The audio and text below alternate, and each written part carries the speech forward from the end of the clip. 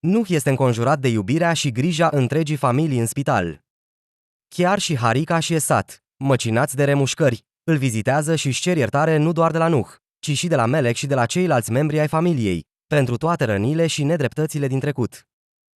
Sumru, care a reușit să treacă peste dezamăgirile provocate de cei dragi și i-are în sfârșit alături pe toți copiii ei, se confruntă acum cu cea mai mare frică a vieții sale, posibilitatea de a-și pierde fiul.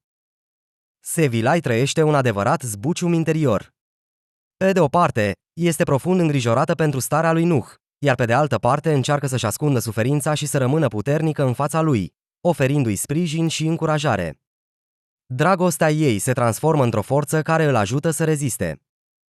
Tahsin și Cihan nu renunță la luptă și fac tot posibilul pentru a-i salva viața lui Nuh.